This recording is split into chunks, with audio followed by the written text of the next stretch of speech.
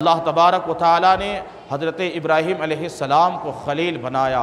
اب ذرا ان کی زندگی پاک کا مطالعہ کریں اور ان کی سیرت کو سماعت کریں کہ آپ کی ولادت کس انداز سے ہوتی ہے، اس وقت کیا کیا مجبوریاں، کیا کیا پریشانیاں آتی ہے۔ پھر ولادت کے بعد جب آپ آبادی میں آتے ہیں، آبادی میں آنے کے بعد پوری قوم کو آپ کیا دیکھتے ہیں کہ وہ لوگ کسی کے سامنے بھی اپنی پیشانی کو جھکانے کو تیار ہے۔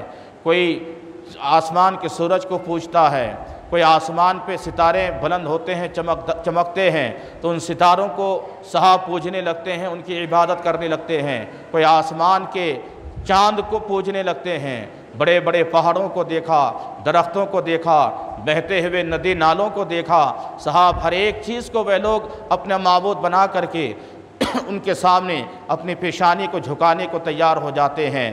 ایسی قوم میں، ایسی آبادی میں آنے کے بعد کس انداز سے آپ تبلیغ فرماتے ہیں، ذرا اس رخ سے ان کی زندگی کا آج آپ سماعت کریں تاکہ ہمیں اور آپ کو پتہ چلے کہ صاحب جب یہ مقدس مہینہ آتا ہے تو بالخصوص حضرت ابراہیم علیہ السلام اور ان کے پیارے بیٹے حضرت اسماعیل علیہ السلام کی زندگی کو ضرور ہم پڑھتے ہیں، سنتے ہیں علماء کی زبانی، اور سننا چاہیے۔ بڑی قربانیاں ہیں، صرف یہ قربانی نہیں کہ اپنے بیٹے حضرت اسماعیل کی انہوں نے قربانی دی ہے، اس کے علاوہ اور بے شمار قربانیاں انہوں نے اللہ کی رضا کے خاطر حضرت ابراہیم علیہ السلام نے دی ہے۔ ذرا ان قربانیوں کو سماعت کرے۔ آپ کو معلوم ہونا چاہیے کہ جس بادشاہ کے دور حکومت میں حضرت ابراہیم علیہ السلام کی ولادت باسعادت ہوتی ہے، اس بادشاہ کا نام وقت کا وہ نمرود لعین تھا، جو بڑا ظالم تھا، بڑا جابر تھا، اور صاحب اتنا نشے میں آ چکا تھا کہ باوجود اس کے کہ اللہ تبارک و تعالیٰ نے پوری کائنات کی سلطنت، پوری کائنات کی حکومت اسے عطا فرمائی تھی، اس کے باوجود بجائے اللہ کا شکر ادا کرنے کے، بجائے اللہ کی عبادت کرنے کے، بجائے اللہ کو ایک ماننے کے، انہوں نے صاحب خدائی کا دعویٰ کر دیا، اور پورے ملک میں ہر جگہ پہ انہوں نے اپنا پتلا بنا کر کے اور اپنا مورتی بنا کر کے صاحب جگہ جگہ پہ لگوا دیا تاکہ لوگ اس کی پرستش کرے، لوگ مجھے خدا مانے، لوگ مجھے معبود سمجھیں اور لوگ میری عبادت کرے، اور پوری قوم ان کی عبادت میں لگی ہوئی تھی۔ یاد رکھنا مسلمانوں، وہ ظالم بادشاہ کے دور میں حضرت ابراہیم علیہ السلام کی ولادت باسعادت ہوتی ہے، کس شان سے ولادت ہوتی ہے، تاریخ آپ کو معلوم ہونی چاہیے کہ یاد رکھیں اللہ تبارک و تعالی حضرت ابراہیم علیہ السلام کی جب ولادت فرمانا چاہا، غور کریں مسلمانوں، ایک دن وہی بادشاہ نمرود سوتا ہے، حالت خواب میں، یعنی نیند کے عالم میں انہوں نے خواب دیکھا۔ خواب کیا دیکھتا ہے کہ آسمان کا ایک ستارہ ہے جو کافی روشن اور منور ہے، اور وہ ستارہ میری گود کے جانب جھکا آ رہا ہے، جن کی روشنی کے سامنے آسمان کے چاند کی روشنی بھی پھیکی پڑ جاتی ہے۔ اللہ اکبر کبیرہ۔ یہ خواب دیکھنے کے بعد وہ نمرود، وہ ظالم بادشاہ صاحب بے چین بے قرار ہوتا ہے کہ مجھے آخرکار کیسے بھی ہو مجھے اس کی تعبیر معلوم کرنی ہے۔ صبح بیدار ہونے کے بعد اپنے دربار میں کاہنوں نجومیوں کو بلاتا ہے، سارے نجومی حاضر ہوتے ہیں اور کہتے ہیں کہ بادشاہ کیا بات ہے، کیوں آج آپ نے صبح صبح ہم سب کو بلایا ہے؟ بادشاہ نمرود کہتا ہے کہ بات یہ ہے کہ رات کو میں نے یہ خواب دیکھا ہے، مجھے اس کی تعبیر چاہیے۔ وہ سارے نجومی ان لوگوں کو کہتے ہیں جو ستارے کا علم اپنے پاس رکھتے ہیں، جو ستاروں کے چال سے بتا دیتے ہیں اب کیا ہونے والا ہے۔ سارے نجومی حاضر ہے۔ بادشاہ نے کہا کہ آج رات کو میں نے خواب دیکھا ہے، خواب یہ دیکھا ہے، اس کی تعبیر بتاؤ۔ ان سارے نجومیوں نے کہا تھا کہ اے بادشاہ، اس کی تعبیر یہ ہے کہ آپ کی سلطنت میں اس سال ایک ایسا بچہ پیدا ہوگا جو تیری سلطنت کو تار تار کر دے گا، جو تیری سلطنت کو ختم کر دے گا، جو تیری حکومت کو برباد کر دے گا اور اہل زمین کے دین کو بدل دے گا۔ یعنی یہ لوگ آج تیری عبادت کر رہے ہیں، حقیقت میں جس کی عبادت کرنی چاہیے، پھر یہ سارے لوگ ان کے کہنے پر ان کی عبادت کرنے کے لیے تیار ہو جائیں گے۔ لہذا اب وہ بچہ پیدا ہونے والا ہے، اب آپ کو چاہیے کہ ہمیں کچھ ایسا کرنا ہے کہ جس کی وجہ سے وہ بچہ پیدا نہ ہونے پائے۔ سارے نجومیوں نے صاحب ان کو یہ مشورہ دیا۔ اب بادشاہ نے قانون بنا دیا۔ قانون کیا بنایا کہ پورے رعایا میں ایک محکمہ، ایک ایسے جماعت کو انہوں نے تیار کیا جن کی ڈیوٹی یہ لگائی گئی کہ ہر گھر کا جائزہ لیا جائے، کس گھر میں عورت حاملہ ہے ان پہ نظر رکھی جائے کہ آخر وہاں بچہ پیدا ہوتا ہے کہ بچی پیدا ہوتی ہے۔ بادشاہ نے یہ آرڈر دے دیا کہ صاحب جس کے گھر لڑکا پیدا ہوتے ہی فوراً اسے قتل کر دیا جائے، فوراً اسے ختم کر دیا جائے۔ اللہ اکبر کبیرہ۔ چند دن ایسے گزرتا ہے، قانون بن گیا اب کہ صاحب ہر گھر کا جائزہ لیا جا رہا ہے کہ ان کے گھر میں عورت حمل سے ہے، ان کے گھر کا پتہ، ایڈریس، ان کا نام، وہ ساری چیزیں لکھی جا رہی ہے، اور ایک دائی کے طور پر ایک خاتون کو ان کے گھر پہ رکھ دیا جاتا ہے کہ بچے کی جب پیدائش ہو تو دیکھیں، غور سے دیکھا جائے کہ لڑکا ہے کہ لڑکی ہے، اگر لڑکی ہے تو چھوڑ دی جائے اور لڑکا ہو تو اسے ختم کر دیا جائے۔ اور یہ بھی حکم نافذ ہوا کہ کوئی بھی مرد کسی عورت کے قریب نہ جائے جب تک کہ ہمارے جانب سے اجازت نہ ملے۔ صاحب یہ قانون نافذ ہوا، یہاں تک کہ علماء فرماتے ہیں 1,00,000 لڑکے ناحق قتل کر دیے گئے۔ اللہ اکبر کبیرہ۔ انہی دنوں میں پھر نجومی جمع ہو کر کے کہا کہ جس بچے کی پیدائش جس کی وجہ سے اہل زمین کا دن بدلے گا، جن کی وجہ سے تیری سلطنت تباہ و برباد ہوگی، وہ بچہ ماں کی گود میں آ چکا ہے، یعنی ماں کی شکم میں آ چکا ہے، ماں کے بطن میں آ چکا ہے، ماں کے پیٹ میں ہے، ان کی ماں ان کی وجہ سے اب ان کے پیٹ میں وہ بچہ پروان چڑھ رہا ہے، لہٰذا اب کیا کیا جائے؟ چاروں جانب صاحب ہر طرف سے جائزہ لیا جا رہا ہے، ہر گھر کا جائزہ لیا جا رہا ہے۔ بعض علماء نے لکھا ہے کہ حضرت ابراہیم علیہ السلام جب ماں کے پیٹ میں آتے ہیں تو عام عورتوں کو جس طرح سے ان کا پیٹ سے بچے کی حمل کی صاحب علامت ظاہر ہوتی ہے، یعنی پیٹ دھیرے دھیرے بڑھنے لگتا ہے، حمل ظاہر ہوتا ہے کہ یہ خاتون حمل سے ہے، لیکن علماء فرماتے ہیں کہ آپ کی والدہ ماجدہ کی عمر کم ہونے کی وجہ سے کسی کو یہ احساس تک نہیں ہو پایا کہ یہ حمل سے ہے، ان کے پیٹ میں بچہ پروان چڑھ رہا ہے، کسی کو اس چیز کا کسی کو بھی اس چیز کا علم نہ ہو سکا۔ آخر کار دھیرے دھیرے جب ولادت کا وقت قریب ہوتا ہے تو حضرت ابراہیم علیہ السلام کے والد گرامی آبادی سے باہر ایک جنگل میں جا کر کے آپ نے ایک تہ خانہ بنایا تھا، ایک غار اور سرنگ کے طور پہ بنایا تھا۔ اب صاحب جب بچے کی ولادت کا وقت قریب ہوتا ہے، ماں اور ان کے والد مل کر کے اسی مقام پہ جاتے ہیں، اسی جنگل میں جاتے ہیں۔ بچے حضرت ابراہیم علیہ السلام کس انداز سے آزمائشوں سے گزر رہے ہیں، ابھی تک آپ کی ولادت نہیں ہوئی ہے، قانون نافذ ہو گیا ہے، لڑکا پیدا ہو تو قتل کر دیا جائے، کوئی بھی مرد عورت کے قریب نہ جائے۔ یہ امتحان نہیں ہے تو کیا ہے، یہ آزمائش نہیں ہے تو کیا ہے؟ یہ کن کے ساتھ آزمائش ہو رہی ہے؟ ان کے ساتھ جو اللہ کے رسول کے جد کریم ہے، ان کے ساتھ جن کی نسل پاک سے میرے آقا کریم صلی اللہ تعالی علیہ وسلم کی ولادت بسعادت ہونے والی ہے۔ آج ان کے ساتھ یہ امتحان لیا جا رہا ہے کہ جو اللہ کے خلیل بن کر کے اس دنیا میں تشریف لا رہے ہیں۔ اللہ اکبر کبیرہ۔ اس تہ خانے میں دیاداری کے ساتھ والدہ اور ان کے والد جاتے ہیں، جانے کے بعد بچے کی ولادت ہوتی ہے، حضرت ابراہیم علیہ السلام کی ولادت باسعادت ہوتی ہے۔ ماں تو ماں ہوتی ہے، والدین اگر بچے کالے کلوٹے کیوں نہ ہو، بچے لنگڑا لولا کیوں نہ پیدا ہو، اندھی کیوں نہ پیدا ہو، ماں باپ کے لیے وہی اولاد آسمان کے چاند کے ٹکڑے ہوا کرتے ہیں۔ لیکن یہاں تو اللہ کے مقدس نبی پیدا ہوئے ہیں، وہ بھی ایسے نبی جن کی پیشانی میں نور محمدی کی جلوہ گری ہے۔ ماں نے جب اس پیشانی کو دیکھا ہے، ماں کی ممتا تڑپ اٹھتی ہے، حضرت ابراہیم علیہ السلام کو گود میں لے کر کے بے تحاشا پیار اور محبت کرتی ہے، پیشانی کو بوسہ دیتی ہے۔ اللہ اکبر کبیرہ۔ اس کے بعد پھر یہ فکر ستاتی ہے کہ اگر میں غار میں زیادہ دیر رہوں گی تو میرے محلے پڑوس والوں کو کہیں پتہ نہ چلے، اور ڈھونڈتے ہوئے اگر کوئی یہاں پہنچ گیا تو ظالم بادشاہ کے کارکنان اگر یہاں تک پہنچ گئے تو میرے اس بچے کو قتل کر دے گا، میرے اس بچے کو مار ڈالے گا۔ اللہ اکبر کبیرہ۔ اس فکر کے تحت آپ اس غار سے فوراً باہر آتے ہیں۔ حضرت ابراہیم علیہ السلام ابھی پیدا ہوئے ہیں اور ماں باپ انہیں چھوڑ کر کے اسی تہ خانے میں رکھ کر کے اب آپ آبادی کے جانب آنا چاہتے ہیں۔ اللہ اکبر کبیرہ۔ آتے آتے ماں نے کہا تھا، پروردگار تو نے چاند جیسا حسین بیٹا مجھے عطا فرمایا، جن کی پیشانی میں نور چمک رہا ہے، جو بڑا حسین ہے، لیکن پروردگار اس غار میں اسے اکیلا چھوڑ کر کے میں تیرے حفظ و امان میں دے کر کے جا رہی ہوں۔ پروردگار تو ہی اس کا حافظ ہے، تو ہی اس کا نگہبان ہے، تو ہی اس کا محافظ ہے۔ اللہ اکبر کبیرہ۔ چاہ رہی ہے، بار بار موڑ کر کے آپ اسی غار کے جانب دیکھتی ہے، دل میں خیال آتا ہے یہ تو بیابان وادی ہے، یہ تو جنگل ہے، یہاں جنگلی جانور رہتے ہیں، یہاں وحشی جانور رہتے ہیں، یہاں درندے رہتے ہیں، اور درندوں کو انسان کی خوشبو مل جائے تو درندے درندے لپک کے ان کے قریب آ کر کے انہیں چیر فار کر کے کھا جاتے ہیں، ماں کے دل میں تھوڑی دیر کے لیے یہ خیال آتا ہے کہیں ایسا نہ ہو کوئی درندہ آ کر کے میرے بچے کو نقصان پہنچا دے۔ اللہ اکبر کبیرہ، یہ اللہ کے خلیل ہے،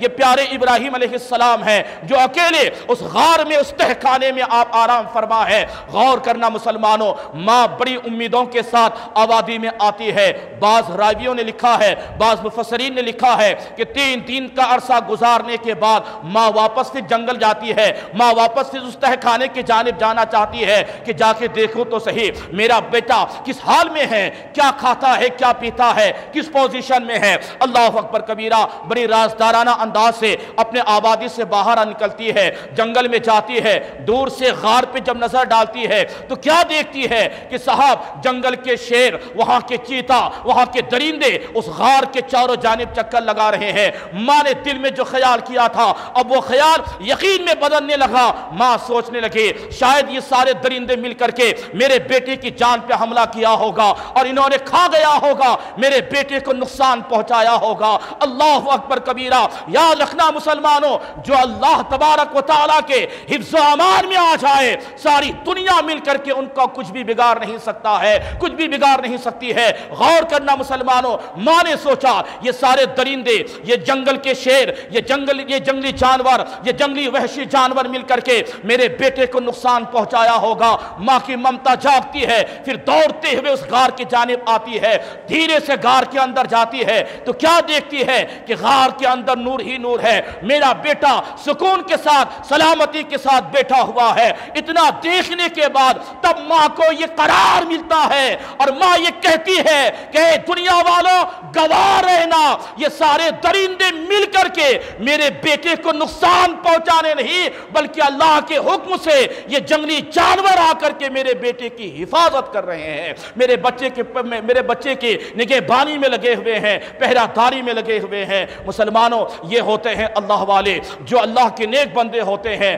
وہ اللہ پہ توکل کرتے ہیں، اللہ پہ بھروسہ کرتے ہیں، خواہ وہ کہیں بھی رہے۔ جب انسان اللہ پہ کما حق ہو بھروسہ کرتا ہے تو پھر یاد رکھنا پوری دنیا مل کر کے ان کی کچھ بھی بگاڑ نہیں سکتی ہے، اس لیے کہ وہ اللہ کے حفظ و امان میں رہتے ہیں۔ اللہ اکبر کبیرہ۔ پھر آپ کی والدہ فرماتی ہے کہ جب میں غار کے اندر گئی، سلامتی کے ساتھ میرا بیٹا ہے، میرا بچہ ہر طرح کی مصیبتوں سے محفوظ ہے، ہر طرح کی پریشانیوں سے محفوظ ہے۔ میں نے دیکھا کہ میرا بیٹا ابراہیم علیہ السلام اپنے انگوٹھے کو منہ میں لے کر کے چوس رہے ہیں۔ آپ فرماتی ہے کہ میں نے دیکھا کہ ان کے انگوٹھے سے اللہ کے حکم سے دودھ اور شہد کی نہریں جاری ہے۔ اللہ اکبر کبیرہ۔ اللہ اس انداز سے ان کے لیے کھانے پینے کا اہتمام فرمایا ہے۔ غور کریں مسلمانوں، بعض علماء نے لکھا ہے کہ آپ ایک دن میں اتنا غار کے اندر بڑھ جاتے تھے جتنا عام بچے ایک ہفتے میں بڑھتے ہیں، اور آپ ایک ہفتے میں اتنا بڑھ جاتے ہیں جتنا کہ علماء فرماتے ہیں کہ عام بچے ایک مہینہ میں بڑھ جایا کرتے ہیں، اور آپ ایک مہینے میں اتنا بڑھ جایا کرتے تھے جتنا کہ عام بچے ایک سال میں بڑھا کرتے ہیں۔ یہ ابراہیم علیہ السلام ہے۔ علماء فرماتے ہیں کہ آپ غار کے اندر 1-2 سال نہیں بلکہ اس میں اختلاف ہے، بعض نے کہا کہ 7 سال آپ کی والدہ آپ کو غار کے اندر ہی رکھتی ہے، اور بعض علماء فرماتے ہیں 11 سال، کسی نے 13 سال، کسی نے 17 سال کا لکھا ہے۔ کیوں؟ اس لیے کہ اگر کم عمر میں آپ کو باہر لے کر کے آ جاتے تو صاحب یہ حاکم وقت جو ظالم بادشاہ تھا نمرود، ان کے کارندے دیکھ کر کے وہ چھوٹے بچے کو یہ نہ کہہ دیتے کہ یہ اس دور کا بچہ ہے جس دور میں بادشاہ نے یہ حکم دیا تھا کہ جتنے لڑکے پیدا ہو انہیں قتل کر دیا جائے، ایسا لگتا ہے کہ یہ اسی وقت کا بچہ ہے، تو یہ سمجھ کے کوئی میرے بیٹے کو نقصان نہ پہنچائے، کوئی قتل نہ کر دے۔ اس لیے حضرت ابراہیم علیہ السلام کی والدہ ماجدہ اور آپ کے والد آپ کو غار ہی میں رکھتے ہیں،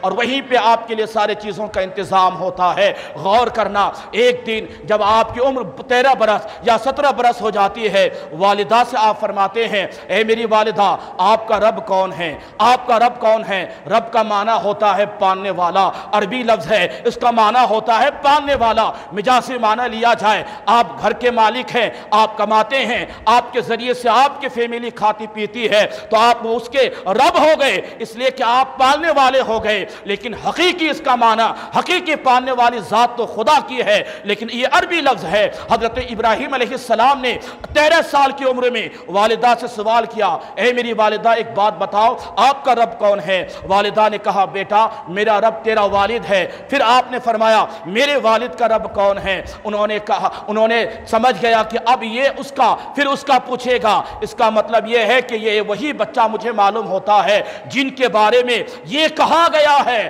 کہ اہل دنیا کے اور اہل زمین کے دین کو بدل دے گا، اور حاکم جو جابر بادشاہ ظالم بادشاہ نمرود ہے ان کی سلطنت کو تار تار کر دے گا۔ معلوم ہوتا ہے کہ یہی بچہ ہے۔ والدہ آپ کے والد کے پاس جاتی ہے اور ان سے کہتی ہے کہ سنیں آپ، جو بچے کے تعلق سے مشہور ہے یہ وہی بچہ ہمارا بچہ معلوم ہوتا ہے، اس لیے کہ انہوں نے مجھ سے اس طرح کے سوالات کیے ہیں۔ یہاں سے پتہ چلتا ہے کہ حضرت ابراہیم علیہ السلام جب آپ پیدا ہو رہے ہیں جبھی سے اللہ آپ سے امتحان لے رہا ہے، جبھی سے آپ سے قربانیاں لے رہا ہے، اور ہر قربانی میں، ہر ایثار میں، ہر آزمائش میں، ہر امتحان میں آپ کامیاب نظر آتے ہیں۔ حضرت ابراہیم علیہ السلام ہے۔ اللہ اکبر کبیرہ، جب آپ اس غار سے باہر تشریف لائے، آبادی میں آپ کی والدہ آپ کو لے کر کے آئی ہے، علماء فرماتے ہیں کہ مغرب کا وقت تھا، سورج غروب ہو رہا تھا، اندھیرا تھا، چاروں جانب تاریکی تھی، اس وقت لے کر کے آپ کی والدہ آپ کو غار سے آبادی میں لے کر کے آتی ہے۔ آبادی میں آنے کے بعد حضرت ابراہیم علیہ السلام فرماتے ہیں میں نے کیا دیکھا؟ پوری آبادی کے لوگ، پوری قوم کے لوگوں کو میں نے دیکھا کہ وہ لوگ جب سورج غروب ہو گیا، آسمان پہ چاند نظر آیا، لوگ چاند کو پوجنے لگے ہیں، آسمان پہ ستارے نمودار ہو رہے ہیں تو ستارے کو پوجنے لگتے ہیں، پھر یہ غائب ہوتا ہے، صبح سورج نکلتا ہے، لوگ سورج کو پوجنے لگتے ہیں۔ آپ نے صاحب اظہار کیا اور لوگوں سے کہا یہ چھپنے والا، یہ غروب ہونے والا، ظاہر ہونے والا، یہ کسی کا خدا نہیں ہو سکتا، یہ تمہارا معبود نہیں ہو سکتا ہے، اس لیے کہ یہ غائب ہو رہا ہے پھر ظاہر ہوتا ہے، اس کا مطلب اسے غائب کرنے والا کوئی ذات ہے، اسے چھپانے والی کوئی ذات ہے، اسے ظاہر کرنے والی کوئی ذات ہے۔ آپ فرماتے ہیں اے لوگو، یہ چاند، سورج اور یہ ستارے یہ معبود نہیں ہے بلکہ یہ مخلوق ہے، اور اسے جس نے پیدا کیا ہے وہ حقیقی معبود ہے، ہمیں ان کی عبادت کرنی چاہیے۔ یعنی جب سے آپ آبادی میں آئے ہیں اسی وقت سے آپ صاحب ان بتوں کے تعلق سے لوگوں کو سمجھاتے جا رہے ہیں یہ شرک ہے، یہ کفر ہے، ان کے جانب آگے نہ بڑھو، ان کے پاس پیشانی نہ جھکاؤ، یہ معبود حقیقی نہیں ہے، یہ بے جان مورتیاں ہے، تمہارے ہاتھوں سے تم نے ان مورتیوں کو بنایا ہے، پتھر تراش کر کے تم نے بے جان مورتیوں کو تیار کیا ہے اور اسی کو تم پوجتے ہو، اسی کو اپنا معبود بناتے ہو، پھر ان کی پرستش کرتے ہو، یہ کون سی عقل ہے؟ ان کے چچا تھے، حضرت ابراہیم علیہ السلام کے چچا تھے جن کا نام آزر تھا، جو خود بت بناتا بھی تھا اور بت کو مارکیٹ میں لے جا کر کے بیچا بھی کرتا تھا۔ ذرا غور سے سنیے، ایسا آدمی اتنا خطرناک تھا کہ صاحب طرح طرح کے بتوں کو تیار کرتا تھا۔ حضرت ابراہیم علیہ السلام کو ایک دن انہوں نے چند بت دے دیا اور کہا اسے لے جاؤ مارکیٹ میں اور اسے بیچو اور لوگوں سے کہنا یہ بت لے جاؤ گے یہ تمہیں یہ فائدہ پہنچائے گا، یہ بت لے جاؤ گے یہ فلاں فائدہ پہنچائے گا۔ صاحب اس طرح سے دو چار بت کو لے کر کے آپ مارکیٹ میں گئے، کوئی اعلان نہیں، اور لوگوں سے ایک ہی چیز فرماتے رہے کہ یہ وہ چیزیں ہیں جو نہ نفع دے سکتی ہے، نہ نقصان پہنچا سکتی ہے، نہ یہ کچھ سن سکتی ہے، نہ یہ بول سکتی ہے، یہ وہ چیزیں ہیں، یہ اسے اگر تم چاہو تو لے جاؤ اپنے گھر۔ کوئی نہیں لے گیا، واپس آپ بتوں کو لے جا کر کے ان کے گھر میں رکھ دیتے ہیں۔ اس کے بعد فرماتے ہیں اے میرے چچا آپ ان کی عبادت کیوں کرتے ہو؟ نہ یہ نقصان پہنچا سکتا ہے نہ یہ نفع پہنچا سکتا ہے۔ پورے قرآن میں، قرآن مقدس میں یہ سارے واقعات بیان کیے گئے ہیں، غور سے سنیں۔ حضرت ابراہیم علیہ السلام فرماتے ہیں نہ یہ نفع پہنچا سکتے ہیں نہ نقصان پہنچا سکتے ہیں، نہ ہم کچھ کہیں تو یہ سن سکتے ہیں، نہ کھا سکتے ہیں، نہ بول سکتے ہیں، آخر آپ ان کی عبادت کیوں کرتے ہو؟ ان کے چچا کے پاس، آزر کے پاس کوئی جواب نہیں تھا، لیکن انہوں نے پلٹ کے کہا کہ ہاں میرے پاس کوئی جواب تو نہیں ہے، لیکن یہ بت، یہ ہمارے معبود اگر آپ کی رسالت اور خدا کی وحدانیت کی گواہی دینے لگے تو ہم آپ پر ایمان لے کر کے آئیں گے۔ حضرت ابراہیم علیہ السلام بتوں کے جانب اشارہ کرتے ہیں اور رب کی بارگاہ میں دعا کرتے ہیں مولا انہیں قوت گویائی عطا فرما تاکہ یہ لوگ ایمان لے کر کے آئے۔ فوراً ان بتوں کے اندر سے آواز آتی ہے لا الہ الا اللہ ابراہیم خلیل اللہ، یعنی کلمہ ابراہیمی کی آواز آنے لگتی ہے۔ ہونا تو یہ چاہیے تھا کہ ان کافروں کو دیکھ کر کے ایمان قبول کرنا چاہیے، لیکن صاحب انہوں نے کیا کہا؟ کہ اے ابراہیم تم بہت بڑے جادوگر معلوم ہوتے ہو، تم بہت بڑے جادوگر معلوم ہوتے ہو، تمہارے پاس جادو کا علم ہے جن کی وجہ سے یہ بے جان مورتیاں بولنے لگی ہے۔ یہ معجزات دیکھ کر کے ان جاہلوں کو، ان بے ایمانوں کو ایمان لانا چاہیے تھا، لیکن بجائے ایمان لانے کے صاحب انہوں نے کیا کہا کہ آپ جادوگر ہو، یہ کہہ کر کے آپ کے اس معجزے پہ انہوں نے پردہ ڈال دیا۔ اس کے بعد آپ کے چچا نے کہا تھا اے ابراہیم علیہ السلام آپ ہمارے دین کو نہیں جانتے ہیں، آپ ہمارے دین کو نہیں پہچانتے ہیں۔ سنیں ہمارے مذہب میں، ہمارے دھرم میں ایک سال میں ایک دن آتا ہے جب ہم جشن مناتے ہیں، عید کو دن مناتے ہیں، ہم خوشی مناتے ہیں، اور خوشی منانے کا طریقہ ہمارا یہ ہوتا ہے کہ اس دن ہم نئے لباس پہنتے ہیں، عمدہ لباس پہنتے ہیں، گھر میں اچھا کھانا تیار کرتے ہیں، وہ سارے کھانا بت خانے میں لا کر کے بتوں کے سامنے، معبودوں کے سامنے رکھ دیتے ہیں۔ پھر ہم سارے لوگ آبادی سے باہر جنگل میں جاتے ہیں، وہاں کھیل کود میں مشغول ہوتے ہیں، وہاں ہم عیاشیاں کرتے ہیں، شراب نوشی کرتے ہیں، بے پردگی کا عالم ہوتا ہے، وہاں کھیل کود کا ماحول ہوتا ہے۔ پھر وہاں سے واپس آنے کے بعد ہم بتوں کی پرستش کرتے ہیں، اور یہ سارے کھانے پرساد یعنی تبرک کے طور پہ گھر لے جا کر کے ہم سب لوگ کھاتے ہیں۔ آج وہ دین ہمارا آنے والا ہے، اے ابراہیم تمہیں چلنا ہے، تمہیں جانا ہے۔ آپ نے فرمایا کہ جب وہ دین آئے مجھے خبر کرنا۔ دین آ گیا، لوگ آئے، کہا اے ابراہیم علیہ السلام وہ دین آ گیا ہے، آپ کو چلنا ہے۔ قرآن مقدس میں ہے کہ جب قوم نے آپ سے کہا کہ ہمارے ساتھ ہمارے عید منانے کے لیے آپ چلے، تو آپ نے فرمایا تھا انی سقیم، میں بیمار ہونے والا ہوں، میں جانے والا نہیں، میری صحت اچھی نہیں، میں بیمار پڑنے والا ہوں، تم لوگ چلے جاؤ، تم لوگ چلے جاؤ، میں جانے والا نہیں۔ حضرت ابراہیم علیہ السلام کے دماغ میں، آپ کے ذہن میں، آپ کے دل و دماغ میں ایک الگ خیال تھا۔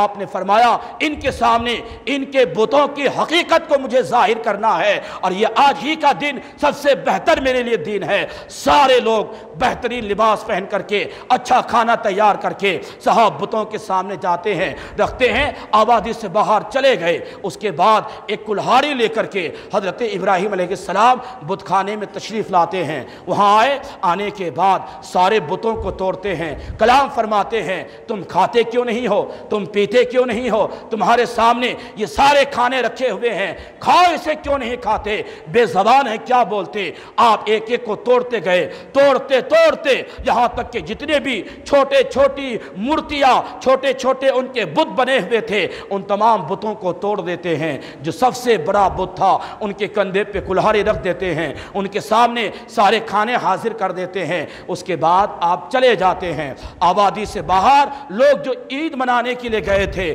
جشن منانے کے لیے گئے تھے، عیاشیاں کے لیے گئے تھے، اب جب وہاں سے پلٹ کے آتے ہیں، جب بت خانے میں آئے، دیکھا یہ حال اپنے معبودوں کے، صاحب یہ لال پیلے ہو جاتے ہیں۔ صاحب اب آپس میں ڈسکس کرتے ہیں آخر یہ کون ہے جو ہمارے معبودوں کے ساتھ ایسا کیا ہے، کون ایسا کر سکتا ہے۔ غور کرے جن کے سامنے آپ ان بے جان مورتیوں کے تعلق سے فرمائے تھے یہ نہ نفع پہنچا سکتا ہے نہ نقصان پہنچا سکتا ہے، وہ لوگ کہنے لگے کوئی نہیں اور کر سکتا ہے، یہ کام ابراہیم کر سکتا ہے جو ہمیشہ ہمارے معبودوں کی برائیاں بیان کرتے ہیں، حقیقت کو ظاہر کرتے ہیں، لہٰذا یہ کام انہی کا ہو سکتا ہے۔ جب دھیرے دھیرے یہ بات بادشاہ تک پہنچتی ہے، نمرود نے کہا انہیں حاضر کیا جائے میری بارگاہ میں۔ صاحب سارے لوگ حاضر ہیں، سلطنت بادشاہ کرسی حکومت میں بیٹھا ہے، سارے لوگ حاضر ہیں۔ اتنے میں حضرت ابراہیم علیہ السلام کو بلایا جاتا ہے، آپ تشریف لاتے ہیں۔ آنے کے بعد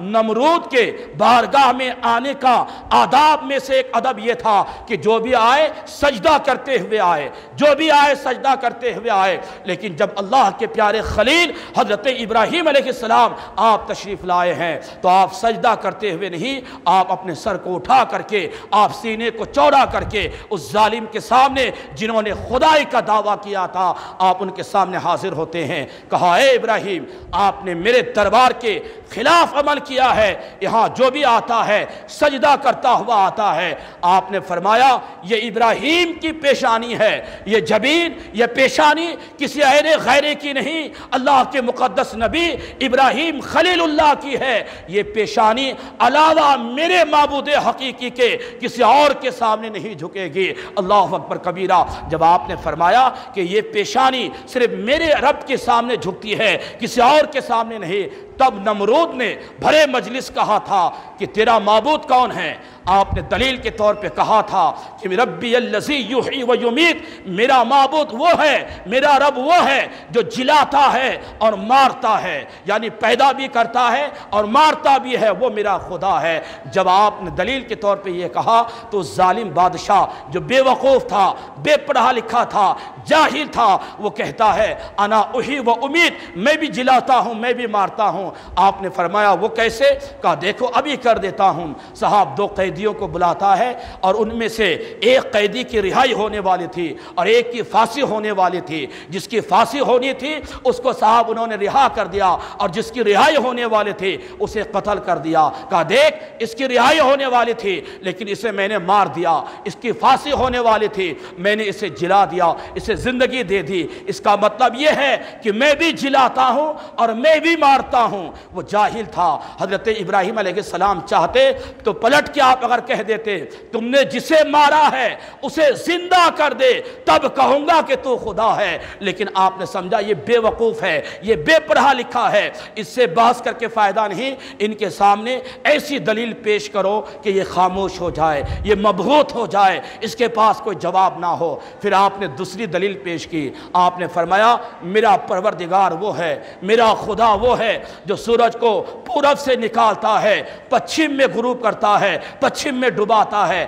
اگر تو خدا ہے تو پچھم سے نکال اور پورب میں چھپا دے۔ یاد رکھیں مسلمانوں، قرآن کہتا ہے کہ جب حضرت ابراہیم علیہ السلام نے یہ دلیل پیش کی ہے فَبُہِتَ الَّذِي کَفَرَ، وہ کافر مبہوت ہو گیا، خاموش ہو گیا، اب ان کے پاس کوئی جواب نہیں تھا۔ اب جواب دیتا تو کیا دیتا؟ غور سے سنیں مسلمانوں، یاد رکھیں۔ اس کے بعد بادشاہ نے کہا کہ اس کا مطلب یہ ہے کہ ہمارے معبودوں کے ساتھ یہ برتاؤ آپ نے ہی کیا ہے، بت خانے میں آ کر کے آپ نے ہی توڑا ہے، آپ نے ہی توڑا ہے، بتاؤ آپ نے توڑا ہے کہ نہیں توڑا ہے؟ حضرت ابراہیم علیہ السلام بڑے مجلس آپ مسکراتے ہیں، فرماتے ہیں نادان ایک بات تو بتا، یہ بڑا بت ہے، ان کے بازو میں صاحب یہ کلہاڑی رکھی ہوئی ہے، ان کے کندھے پہ، بتاؤ تم اس کی عبادت کرتے ہو، یہ بولتا ہوگا، یہ تمہاری بات سنتا ہوگا، تو ان سے ہی پوچھ لو نا کہ ان معبودوں کو کس نے مارا ہے۔ ہو سکتا ہے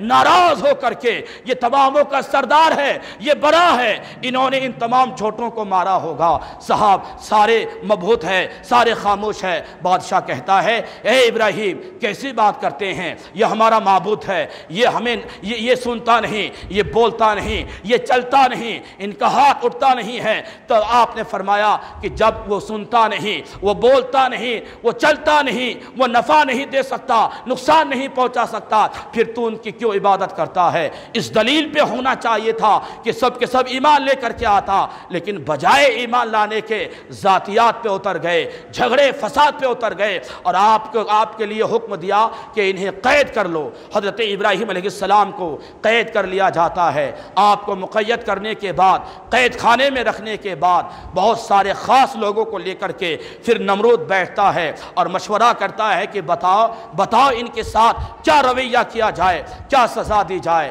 پھر وہی آگ والی سزا لوگوں نے کہا ان کے لیے آگ دہکائی جائے اور آگ میں ڈال دی جائے، یہ جل جائیں گے، راکھ ہو جائیں گے، پھر یہ دین نہیں پھیلے گا، آپ ہی معبود رہیں گے اور آپ ہی کی لوگ پرستش کرتے رہیں گے۔ ان ظالموں کو کیا معلوم ہے کہ اللہ جس کی حفاظت فرمائے اس کا کوئی بھی ایک بال بابا کا نہیں کر سکتا ہے۔ یہ تو ابراہیم خلیل اللہ ہے، ان کی حفاظت دنیا والے نہیں بلکہ دنیا کو پیدا کرنے والے خالق کائنات کر رہی ہے۔ یاد رکھیں مسلمانوں، اس کے بعد پھر وہی جو ہے بادشاہ نے اعلان کیا کہ 30 گز لمبی اور 20 گز چوڑی ایک 4 دیواری قائم کی جائے، اور وہاں پہ ہر خاص عام، ہر مرد عورت بچے سب مل کر کے 1 ماہ تک لکڑیاں جمع کرے۔ بہت ساری لکڑیاں جمع کی گئی، جمع کرنے کے بعد بعد 1 مہینے کے بعد اس میں آگ لگائی گئی، اور آگ اتنی تیز ترار ہوئی کہ صاحب آگ کے اوپر سے کوئی پرندہ نہیں پر مار سکتی، کوئی پرندہ پرواز نہیں کر سکتی ہے، اور آگ کی حرارت کی وجہ سے وہاں پہ رہنے والے آبادی کے لوگ وہ لوگ پریشان ہونے لگے۔ اتنی تپش، اتنی حرارت، اتنی گرماہٹ میں کون رہ سکتا ہے؟ آگ تو تیار ہو گئی، اب حضرت ابراہیم کو ڈالے تو ڈالے کیسے؟ جو ڈالنے جائے گا وہ بھی جل کے راکھ ہو جائے گا، کوئی جانے کو تیار نہیں۔ شیطان انسانی شکل میں آتا ہے اور نمرود سے کہتا ہے ایک لکڑی کا منجنیق تیار کرو اور اس میں رکھ دو، انہیں تمام چیزوں سے جکڑ کر کے اس میں ڈال دو اور دور سے اسے ڈھکیل دو تاکہ وہ اپنے آپ آگ میں چلے جائے۔ کہا بہت اچھا مشورہ۔ منجنیق تیار ہوا، حضرت ابراہیم علیہ السلام کو رسیوں سے جکڑا جا رہا ہے۔ فرشتے رب کی بارگاہ میں عرض کرتے ہیں مولا یہ کیا منظر ہے؟ دنیا میں تیرا نام لیوا ایک ہی انسان ہے، وہ تیرا خلیل ہے، وہ تیرا گہرا دوست ہے، اور آج دنیا والے ان کے ساتھ یہ برتاؤ کر رہے ہیں، مولا ان کی مدد کرنی چاہیے۔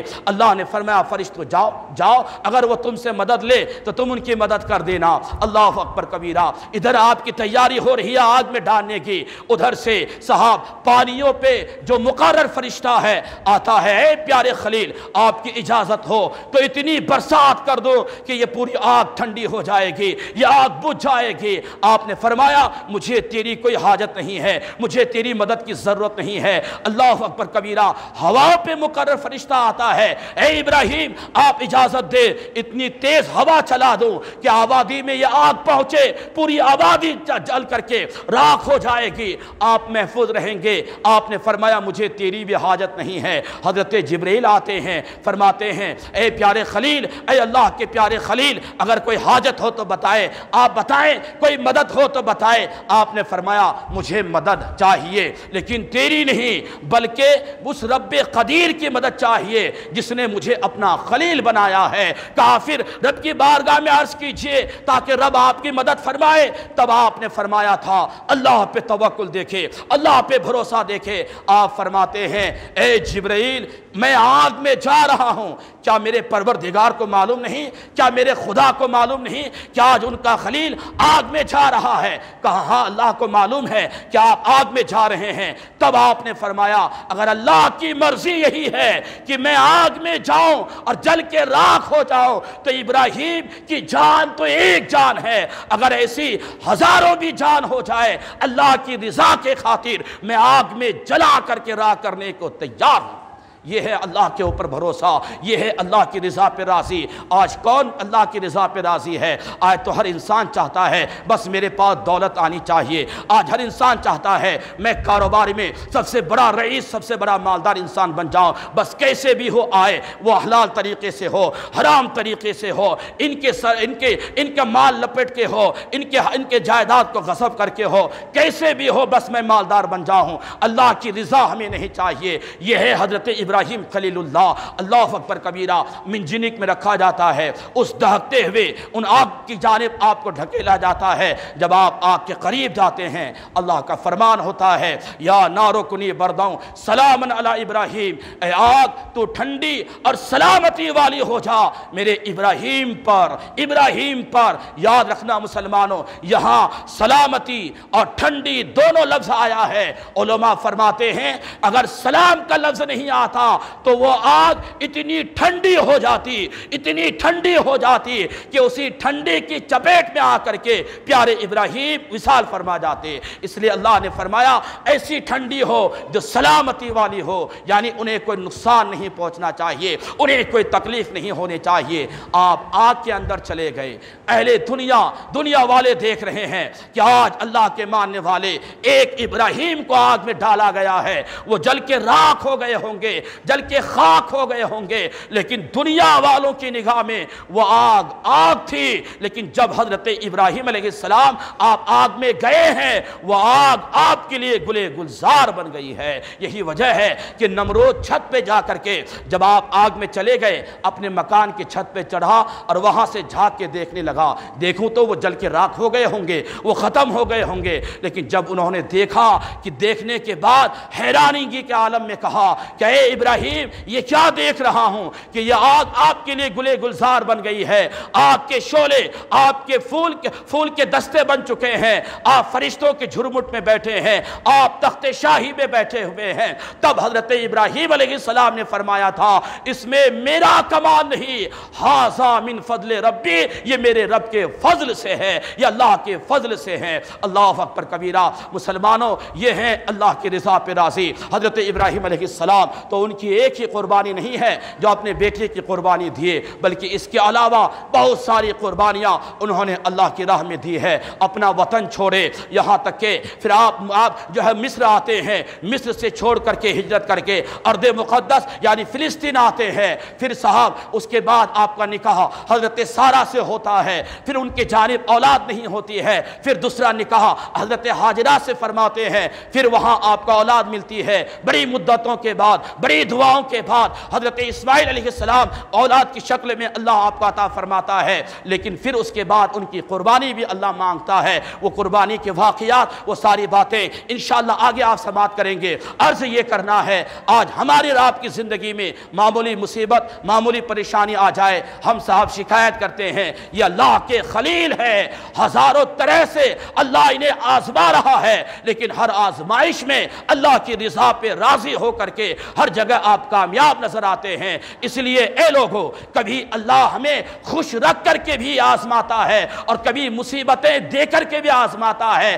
ہر حال میں ہمیں اپنے رب کی رضا پہ راضی رہنا ہے، ہر حال میں ہمیں اپنے اللہ رب تبارک و تعالیٰ کا شکر ادا کرنا ہے۔ اس لیے آپ کے اوپر اگر کبھی کوئی پریشانی، کوئی مصیبت بیماری کی شکل میں، کاروبار کی مندی کی شکل میں یا کسی اور طریقے سے آئے، اس وقت آپ حرف شکایت نہ لائے زبان پہ، شکایت کا اظہار نہ کرے، بلکہ دل میں یہی سوچے ہو سکتا ہے اللہ اس پوزیشن میں مجھ سے امتحان لے رہا ہے، بس مجھے اپنے مقام پہ ڈٹے رہنا ہے، بس اللہ کو راضی کرنا ہے۔ اللہ کو منظور یہی تھا کہ میرے ساتھ ایسا ہو تو میں اللہ کی رضا پہ راضی ہوں، یہ سمجھ کر کے آپ اس پہ صبر کر لے۔